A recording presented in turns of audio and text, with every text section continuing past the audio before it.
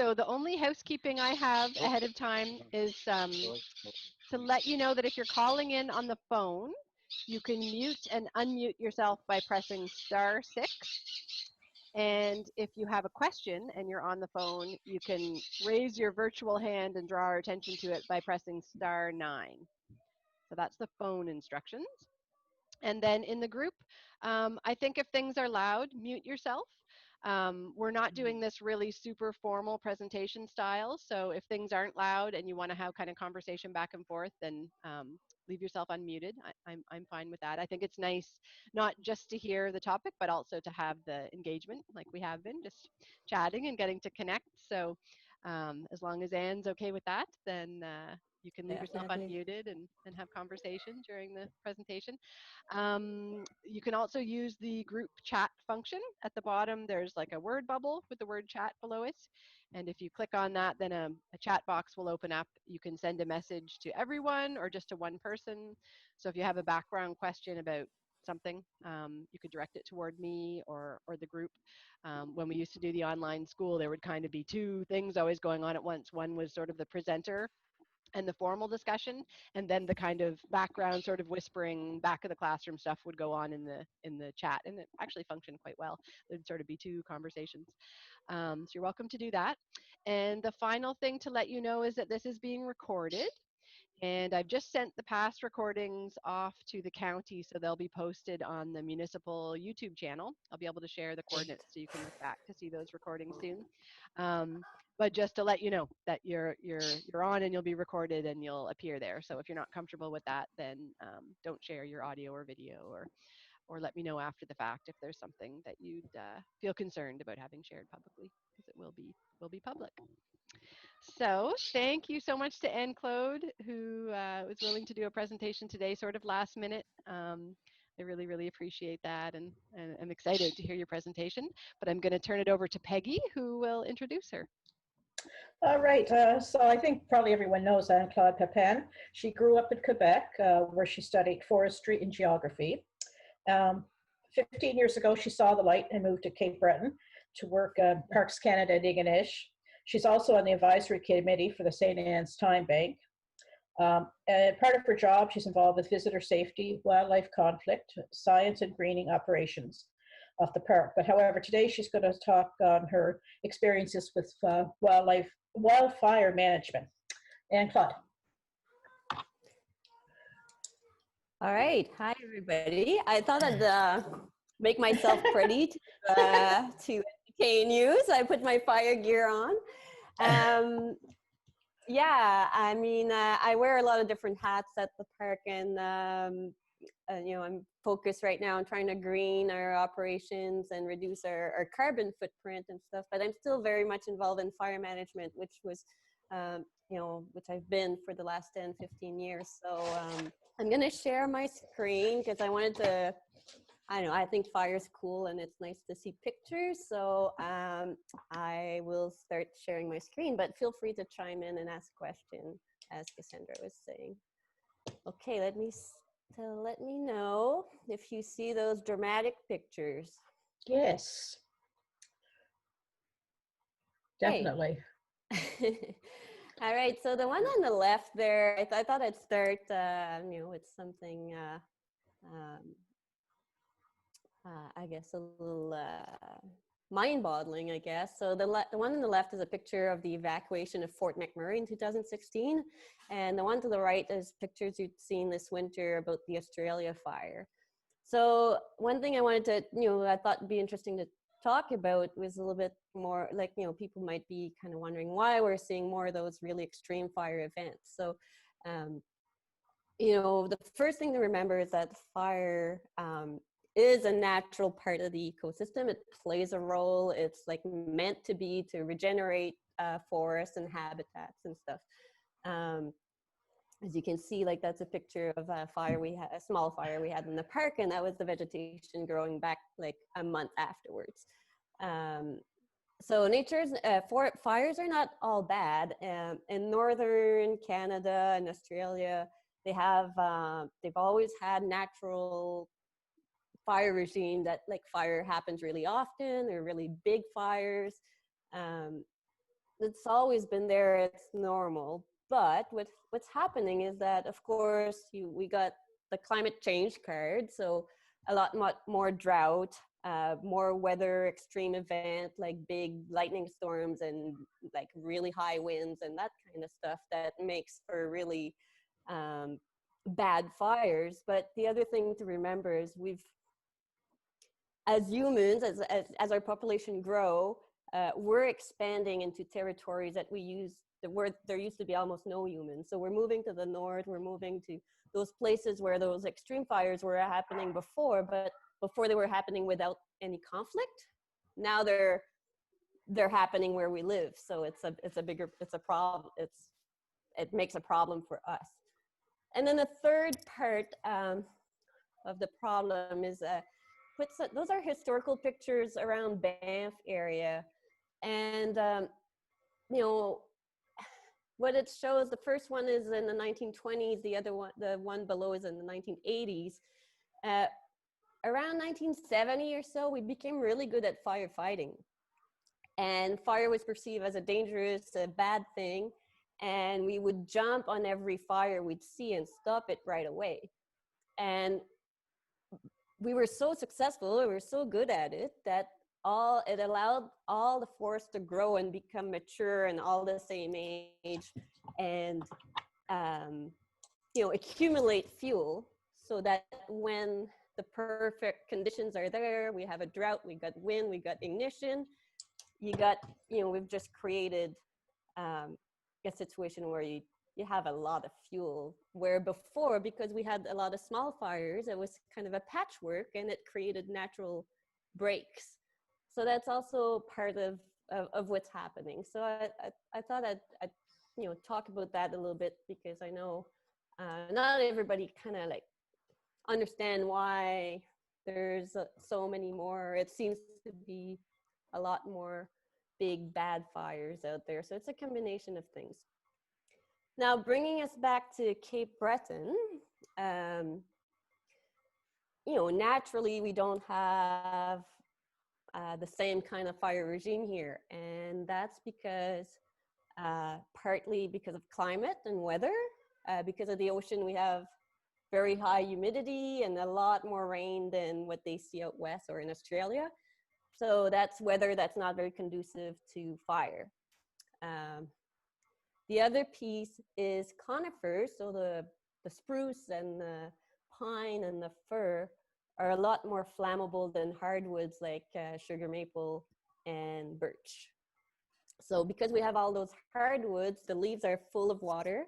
And so in the summertime, when the leaves are out, that's essentially a fire break. It doesn't burn. So, but does that mean we have zero fire and that fire doesn't play a role at all in our ecosystem? No.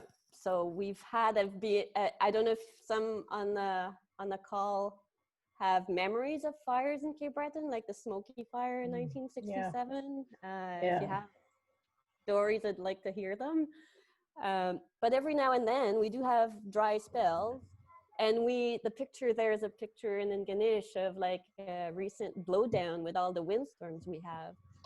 That creates like this fuel accumulation of like a lot of dead spruce and stuff that is very flammable. So, it only takes a cigarette butt or a campfire or lightning when, the day that it's really dry and that kind of stuff. And now we have the conditions to have a fire. So they do play a role. There has been fires, there will be more, but it's much, obviously not as much as out west. And it's just not as dominant in our ecosystem. But we still have to be ready. So that's part of my job at the park, is every summer and every spring making sure our gear is ready, that we have the right number of people that are trained, that know what to do. We work with our volunteer fire departments, we work with the province, and we do a little training exercise, we test our pumps. And of course, that's what I'm working on too right now with the COVID-19 environment. Like, it's like, okay, how are we gonna, you know, that we're firefighting is a critical service, so we have to figure out how we're gonna do that safely. Obviously, it caused a lot of headache and problems in terms of having to travel, because there's a lot of help between provinces too, and you know, sharing resources, and sometimes it's even international. We see that the Mexican can come to fight fires, or the South Africans, or you know, a lot of Canadian went to Australia this summer.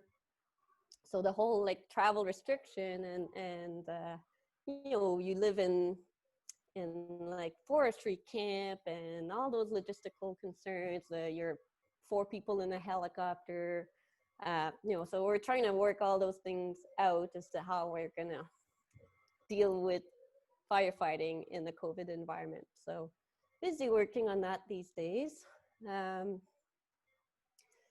This is me doing a little fire training last year. So, you know, I'll flag a fake fire in the forest, and we talk about how we would approach it safely, where we would lay our hose, that kind of stuff. This is us with the provincial radio safety system, and some people from the province. We were doing a prescribed fire a couple of years back. So those are all ways we prepare.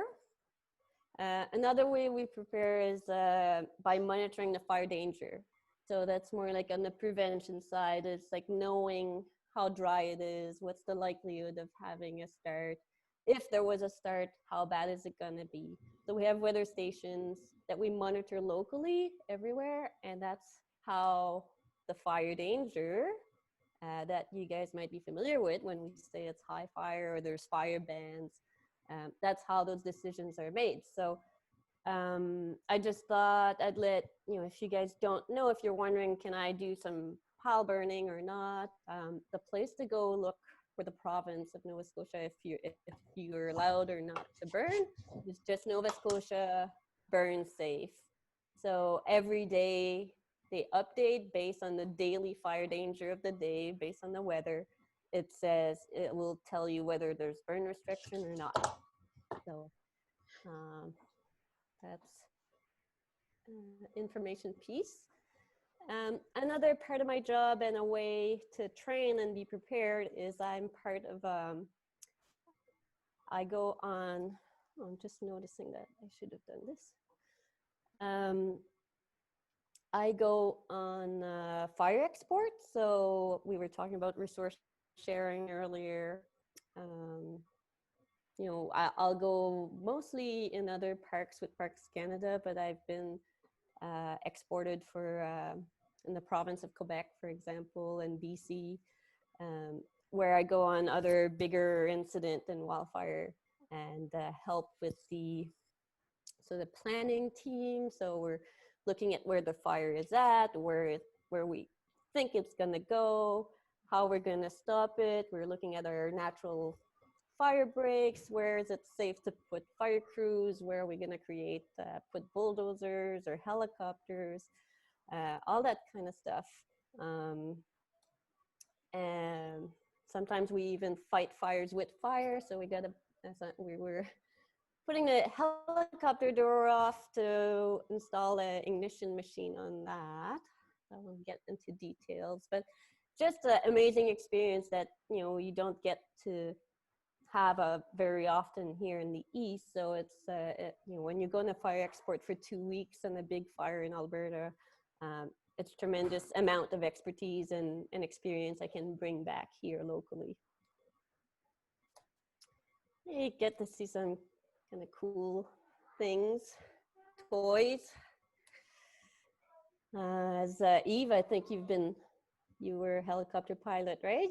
Did you do some firefighting? Yeah, absolutely. Yeah, many hours on that. Yeah, it was, Yeah, cool. it was one of the most demanding job, you know. Yeah, lots to consider: the smoke, the people's safety, hours. Here you have a picture of a crew that works for the park. So that's another way we do prevention.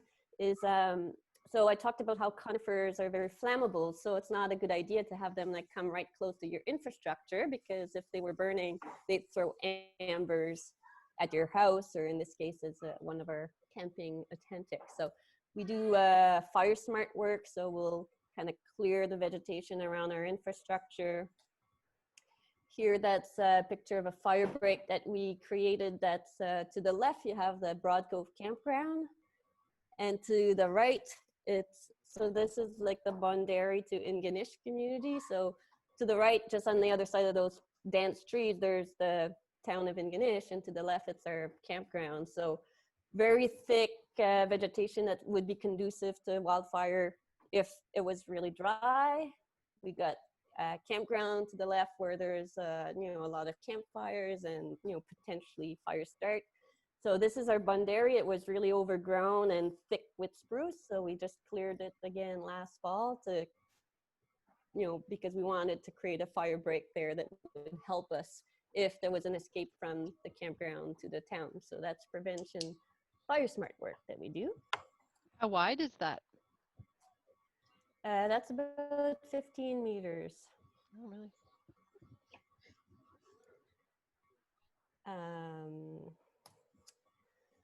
So there's this, you can look up Fire Smart Canada online. There's a lot of resources that are either for a community that wants to do some initiative to be fire smart, or even for an individual homeowner. So I kind of took some print screen from the document just to give you a sense of what kind of stuff is in there. But for example, if you see here to the left, what they say is that within 10 meters of your house, really you shouldn't have any vegetation, you know, other than like mowed grass. They, you know, if you have a tree or two, it should, you know, it's preferred to be hardwood. Have them spaced out at least 3 meters, and then you can prune the branches up to 2 meters high. So those are all things that kind of break the continuity in the fuel if there was a fire, so the fire can't kind of continue at loose speed. They recommend certain types of plant that you can plant in your gardens that are less flammable. There's a bunch of tricks as to like what kind of roofing material is less flammable. Things like you should clean your deck and your window and your rain gutter so that they're not full of leaf and like little pine needles that can catch amber easily. Have a spark arrestor on your chimney. All kinds of sort of tricks like that.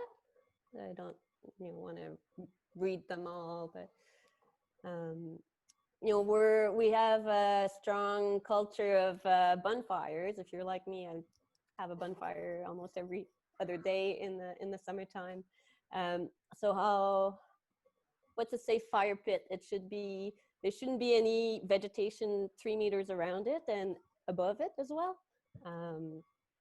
If you have again, a spark arrestor, a screen on top, that's better. The wood piles, firewood, a lot of people burn with wood. It's very handy to have your wood right on the deck of the house because it's nearby. But again, if it catches in there, your house is gone, right? So firewood should be stacked like with at least 10 meters away from your house. So all kinds of sort of neat trick if you're interested, make your house safer. And that's all I had. So I'm gonna put my. So I don't know if you guys have questions, or I'd be really interested in hearing some stories of old, like, you know, if people were around during the Smoky fires or other historic fire in the region. Anne Claude, can you repeat that website again? I just sent a note there. What was that last website you mentioned? Fire Smart Canada. Okay. I'll type it in the chat room. Okay. What was your what was your training like? Like, how did you decide to get training? Where did you get training? Like, how did that work? Yeah. There's an element of luck in there for sure. I mean, I took forestry, and we do touch on forest fire as part of the forestry degree, but not really deeply. It's more from an ecology point of view, role of fire. But when I started in the park, I was first hired as a park warden, and they did send us, like, they just gave me the training. And so there's different courses. So you do the basic fire course, that's a 3-day course. And then they send you an export as a fire crew, and they put you with people that are more experienced, and then you come back, and then you do the intermediate fire course, which is like 4 days, and then you go on a couple more export, get a little bit more experience, and then you go in the advanced fire course. And so it was just from being very excited and keen on it that I kept like begging and asking to go on those courses and go back on fire export. And of course, the more you do, the more you learn. And then it's like that balance between training, but you also need to go get the hands-on experience, right? What was the film that came out about a year ago? I don't remember where it was set. It was really sad. It was about a crew, like firefighting. It seemed like a kind of a comedy. Did other people watch that? I just wondered if you'd seen it, if how realistic it was, I guess, was. Do you know the one I'm talking about? I know the one you're talking about. I can't remember the name, and I haven't seen it. I meant to watch it and haven't seen it, so I'm not sure. The crew that was the main subject ended up going in like fire bags. Like they were laying down in like sleeping bags that were somehow fire retardant, and the fire swept over them. And I think that's how all of them died in the end. But yeah, I'm just so curious. What's that? Only the Brave was the name of it. Yeah, there was the guy who was plagued for the rest of his life with the idea that he left them behind, but he hadn't really, or something like that, wasn't it? Yeah. Yeah, I can't comment on it because I haven't seen it, but in the States, I don't know, they do things a little differently, but they have different environment too. But yeah, that's kind of your last resort, is that fire shelter, I guess, if you are surrounded. But obviously you should never get to that point. You should never be in a position that you have to use a fire shelter. But yeah, I think it's when we're fighting fires and in the planning, it's always safety. You're always constantly looking at what the fire's doing, what's the wind doing, because the idea is you attack the fire from the back as the wind is blowing away from your firefighters. But the wind turns, now you're at the head, you're in the front of it, right? So it doesn't take much to put yourself in a bad situation. And so you need to have fire zones and escape routes determined, and be looking at what the weather forecast and versus the real weather is doing. Yeah. If we know, I know in my experience, like if we know that there's any chance of if the wind turns, the fire behavior is going to be too dangerous for firefighters. We fight fires a lot with fire. That's one of the advantage of it, is that you're not putting people safety on the line. So that's a strategy that we can afford a little bit more within parks, because we don't harvest the trees, and we view fire as a natural thing. So we often on private land and provincial land, because the trees are worth timber for the forest industry, they're a little bit more shy on using the fire to fight fire. But that requires a lot more firefighters on the line, which has safety considerations and logistics considerations. When you say Anne fighting, Claude? Oh, go ahead. Sorry. no, go ahead, Patsy. Anne Claude, I'd be interested, and I know you weren't around in 1967, but other people were. I remember I was living in town though, so all I remember is this horrific fire that went on and on and on. Do you know anything about the history of that, or other people maybe? How it got started? It was, you know, it was a long-lasting fire as far as I remember.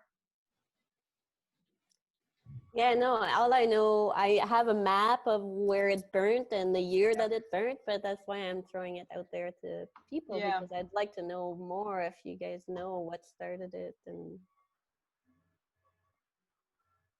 What was the area? on Smoky Mountain. Yeah. So Like you can smoke. still see remnants. I think as you go around, you get to the top on your right hand, you know, just before you get to the park at the top. That was a good part of it right there. I think that burned. Yeah, and the whole like just base of Smoky is like you know, birch plain and stuff. I suspect like they're only like small young birch trees, so I suspect this is all part Okay. of the fire, and it because white birch will regenerate, you know, and they're like trees that come back the first after disturbance. So I think this whole like big patch of white you know, white birch plain Wreck Cove area is part of it. Yeah, yeah, it could have been. I And don't think also the blueberries. you're not young. Blueberries, yeah, We aren't? Okay. good spot for blueberries. Yeah, yeah, on the top of Smoky. Blueberries like fire.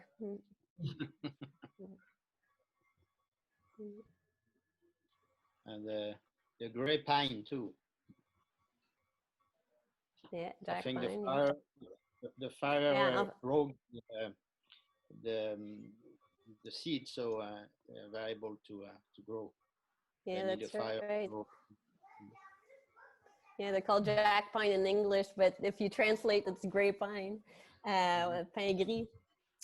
But yeah, you're right. Like the cones are like they won't open up to release their seed unless there's the heat from fire. So that's an example of a species that needs fire, or it'll go extinct if there's a fire.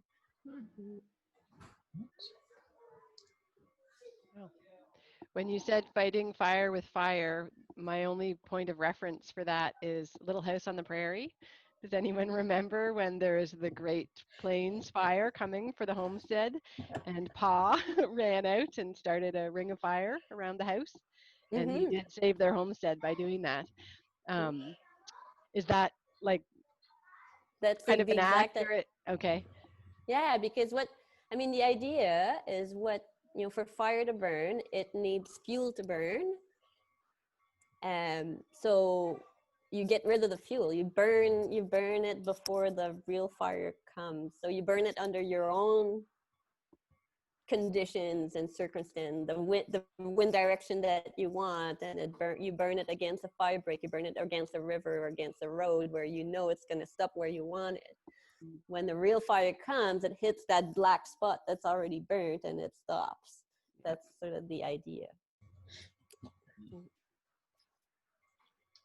Interesting. I never thought about the political angle, like you're saying, whose vested interests are at stake. That must be very difficult to navigate. So how does that kind of hierarchy of decisions get made in those situations?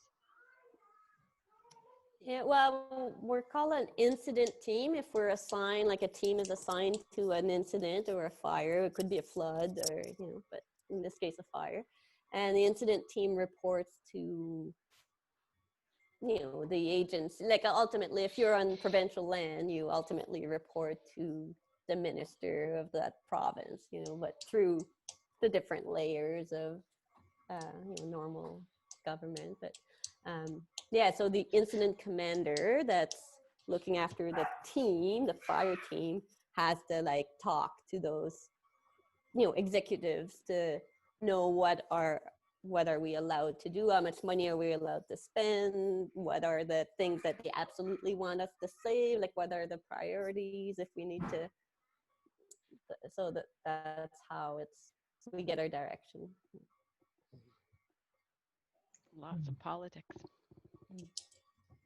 Question, is anybody else getting all kinds of interruption on the Zoom, Cassandra? For me, it's good, but it could be, I mean, today is not a good Wi-Fi day, the weather that we're having, so I wouldn't be surprised if maybe your line's getting some interruption. I had some on my last call, I disappeared for a bit, but right now for me, it's fine. What about others? Hey, I'm good. Clarence. I Yeah. just saw Clarence Barrett is there. My old colleague. Hi. I find it good, but your voice is kind of funny sometimes. Sandy. Good to see you, Clarence. I've been trying. Clarence used to work in the park, and we've explored a lot of the valleys and forests together, measuring trees. Yeah, greatest job in the world. Good to see you. I wonder if anyone on the call has had a personal experience with fire, either a house fire or a. I have a lot. I have a lot of them, and I learn a lot, and I develop a big respect for the people which are on the ground fighting. Because, as Anne Claude says, it's very dangerous, and you can be exposed rapidly to very bad conditions. So, as helicopter pilot, you have to follow every of these things, and that's there is fighting the fire itself, but there is also dispatching people.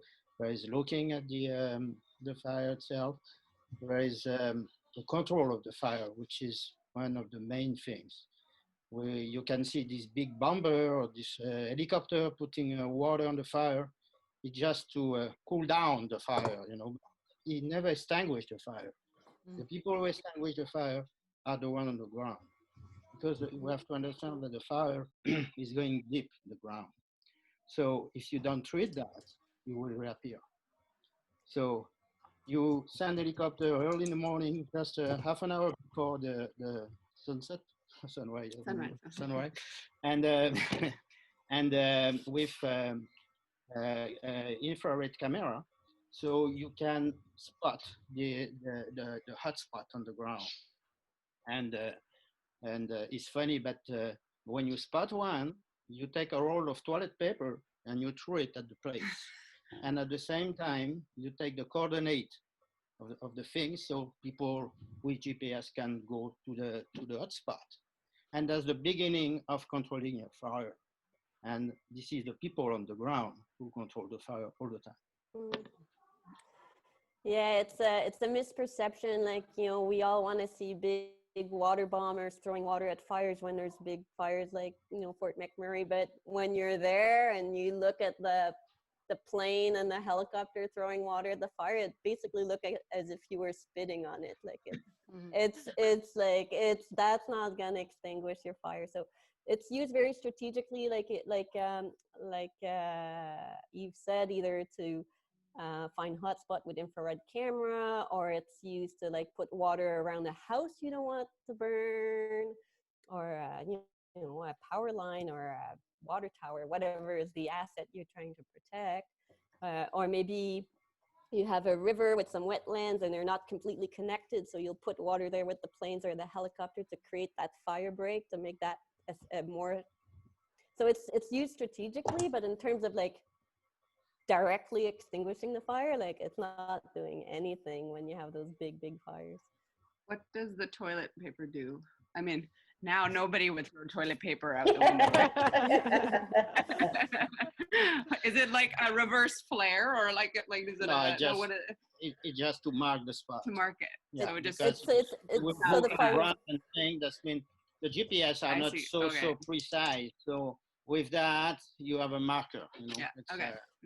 Yeah, because sometimes the infrared will pick up like heat that's maybe deep in the ground in the roots and things like that. So it's not like big open flames. So it's a visual for the firefighters to find where it is, and then they have to go with their gloves and touch it and like see where it find it, and then they really hose it down on the perimeter. So that thing that kind of looks extinguished could pick up again, you know, when the wind picks up. So you want to extinguish your perimeter, and then that's how you work slowly to make sure all your perimeter is really extinguished. It's not going to take off again. We had a homestead experience of exactly that. Would be when Seth was a baby, so he's 12 now. So about 11 years ago, we had a fun campfire around the house where we were building, and put it out, went to bed, and it traveled underground. And the next day I was leaving for town. We had a woofer with us. So she and I were leaving to go do some errands. And we actually smelled the burning smell, but stupidly didn't think anything of it, didn't go back and check. Meanwhile, Kurt was at home and he went out, he smelled it as well and was smarter than us and went to investigate. And he had Seth in a backpack and found that it had gone underground and come up in a clearing a little ways. But by the time he came across it, it was a ring of like teeny grass fire, probably about 3 to 5 meters from the initial one. And so he was running back and forth through our little stream with like a yogurt container of water with the baby on his back and managed to put it out. But it's really scary to think how close it is from a situation that seems completely safe and benign to catastrophe. Yeah. How did it travel underwater, underground? What was there some kind of conduit or did you find out? I don't know, probably Anne could explain better than me. To me, it was just the regular forest floor that's everywhere here. Well, it's organic, like, peat moss burns really well. So, it's, any peat or roots, that kind of stuff will burn really well slowly underground. And then there's sometimes in those like really big, intense, deep, severe fires that we see out west, there'll be like 2 meters of snow all winter on top of it, and then it will pop up again the next spring. It's the same fire from the previous season that's been burning in the root system all winter. My family I grew up in Williams Lake in the interior of British Columbia. And so a few summers ago, they were evacuated, from where they lived. And I mean, all of British Columbia, the interior, was a lot of that was evacuated. And I know now that smoke triggers anxiety and like for so many people, so many of my friends that still live there, my family and stuff, just the smell of it is like really scary. And they kind of wait in the summer, like last summer there, it's like, there's a lot of trauma, even, you don't lose your house, but you're just so worried after that. So thank you, Anne Claude, for what you do to, I know how important that is for people. Well, I just play a little piece, but it's every little piece coming together. Yeah. Fantastic. There's still a fire ban on, right, Anne Claude, right now because of COVID-19? Yeah, within so the county and other counties. Yeah, so I actually just talked to a guy from the province a couple days ago. I think earlier this spring they started as like a minister proclamation of like a fire ban, and when they go there, it like actually applies to private campgrounds and not just provincial land. It applies to everybody, and there was a full-on fire ban, and that was just because of difficulty to respond. Like it's there's a lot of things to figure out, and not knowing if firefighters would become ill and if we'd be able to respond as well and all of that. So it was kind of a blanket, like no fire, because we don't need to deal with fire problems right now. We got enough on their plate. Now they've like the proclamation is not in effect anymore. They're just using the normal like burn no burn website that I've shown you. So that's a daily call on whether there's a burn restriction or not, based on fire weather, and that applies mostly for like pile brush burning. And they have it like on as a restriction every day. He told me like we're back to our normal system of the daily restriction, but really it's going to be a full ban until May 15 for now, he told me. And the reason for May 15 is because that's when the leaves come out. And remember when I told you that like all the hardwood act as a fire break? Like in the summer when the leaves are all out, it's a lot until it becomes really dry at the end of August. We're a lot safer this time of year. Well, Maybe not so much in our county because it's been such a slow spring. Yeah. Yeah. Snow is not even gone. I don't see any leaves, Anne Claude, even getting close. About next week. I mean, June 15th maybe here. Yeah. But anyway, I guess the short answer is there is a ban. Like, you're not supposed to do any brush pile burning in your yard right now, at least until May 15. And then after that, you have to look at every day the Burn No Burn website. Yeah, we do check that on a regular basis, but yeah, okay, we will. Thank you, my dear. Thank you all. Good to see you. Good turnout. Yes. Yeah. Everybody's doing good? Hanging in there? Yes. Yeah, managing. Yeah. I was just thinking of the fire a couple of years ago at Gwenny McDermott's old house. And Sean was staying at the studio and he saw some embers from upstairs in the studio apartment. And sure enough, there was smoke coming from there. So I jumped in the car and drove over. And the old house was totally aflame. And got poor Gwenny out and caught her dog who didn't want to leave. And poor Gwenny, unable to see and finding it hard to move. It must have been so traumatic for her to have to leave quickly. Still feel for her that she desperately wanted to find her valuables and I didn't know where to look for them. And the flames around the house were so scary that I just packed her off and left all her valuables behind. Fortunately, the house was safe and nothing terrible happened, but it was pretty traumatic, yeah.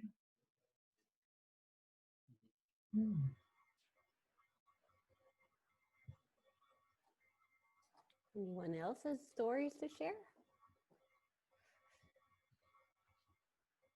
Clarence, you must have a story. At a summer camp when I was 16 or 17 and in Northern Ontario, and there was a forest fire near the summer camp. It would never happen now, but there we were told, here, backpacks with water, and we went to fight the fire.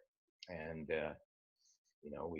so there we were squirting at the edges of the fire. It was exciting. It was interesting. It was scary. It was, an adventure for teenagers. And, but that was my big firefighting experience.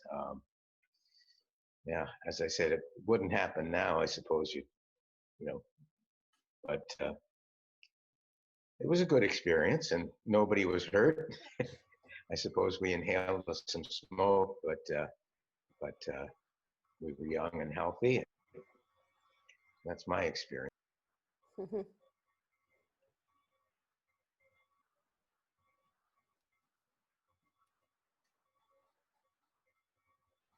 And did you say where was that? Was it in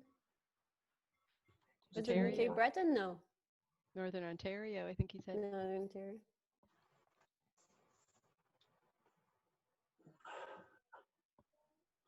You asked Clarence if you have a fire. Do you have a fire experience you want to share? When we were kids, there was a fire started out along a power line outside of Sydney. And we got drafted to help fight the fire. And somebody put a water pack on my back. I don't know if they really figured that we started it or not. We didn't, but we got involved with it. And about a couple of months later, I got a check in the mail. It was an envelope in the mail from Department of Natural Resources or Lands and Forests, whatever they were called at that time. And I thought, uh-oh. But there was actually a check inside the mail, and it was for $1. Oh, jeez. I guess they felt obligated to give us some kind of a stipend for helping out with the fire. Oh, dear. I actually remember the Smoky Fire. I was just a teenager, but the Red Cross headquarters was set up at my parents' home. And so as kids, we were put in charge of making sandwiches, helping evacuate people, doing whatever we could to help out with the fire. I can't remember how long it lasted, but it was really, really scary at the time. Where did you live? In Enganash Beach. Okay. Wow. Do you remember what was the date, the time, the season? Was it spring, summer? I honestly can't remember. I guess I was only about 14 at the time, and no, we were just, we were enlisted to help, that's for sure. I think it was in the summer. It was 1968, I think. Oh, yeah.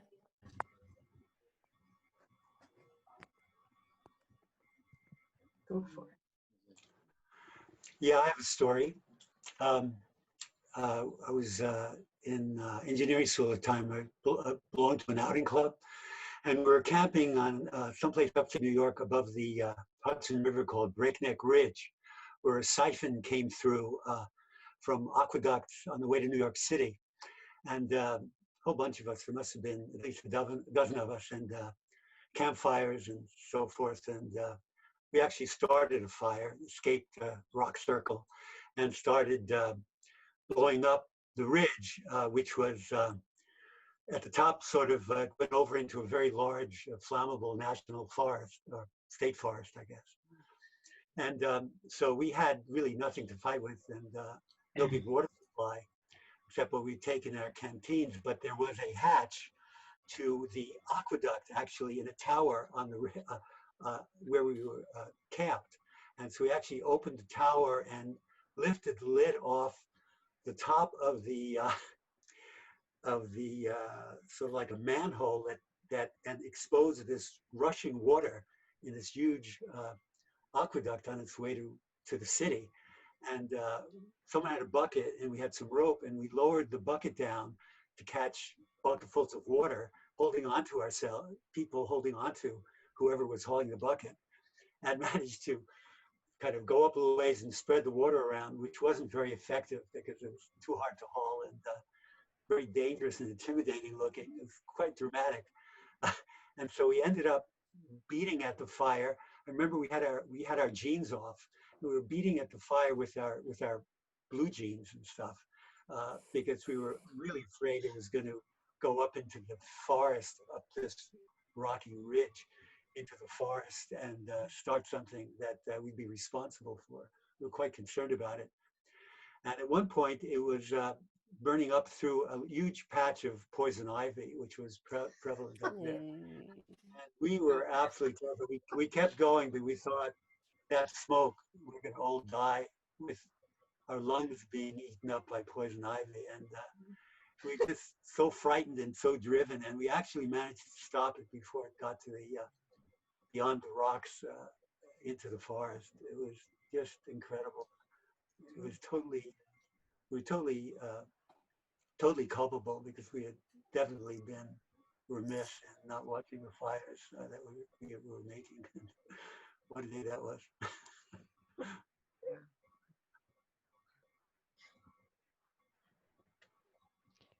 And to your point that water does less than we think it does, it's more the physical.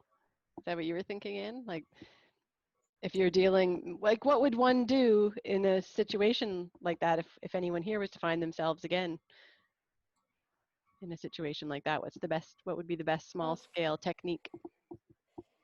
Yeah, well,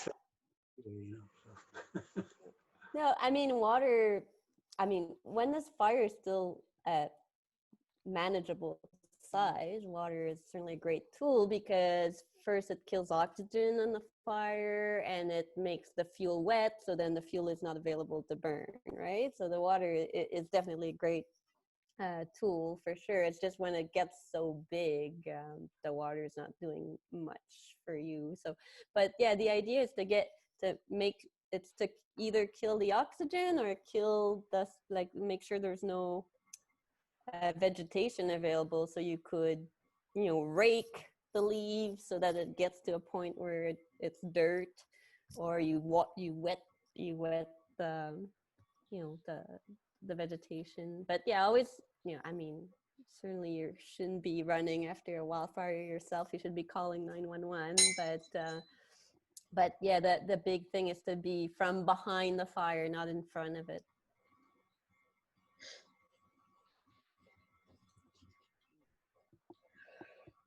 Thanks, everybody. This was really great to hear stories.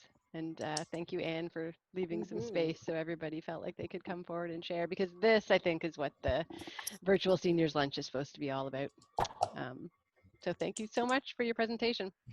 I have one final funny fire story, which is my dad grew up in South Africa, and with brothers, they were out in the shed playing with matches or something they weren't supposed to be doing. I guess he probably would have been about 9. And the story goes that they started a fire, tried to put it out, couldn't put it out, got scared enough to be at the point where, oh, well, we should tell someone, but I'm going to get in trouble. So he ran to the house yelling, "There's a fire in the shed, but I didn't do it. There's a fire in the shed, but I didn't do it." So sometimes that comes up in our family for all different reasons. Anyway, thank you, everybody, for coming to the virtual seniors lunch. And I'll put out more invitations and circulate notices, and hopefully we'll see you all again. Thanks, Peggy. Thanks, Anne Claude. Thanks, Anne Claude. Thank you. Bye, everyone. Nice to see you. Bye-bye. Good to see you all. My regards to Cassandra. Miss Bye, J everyone. and Claude. Bye-bye. See you, Clarence.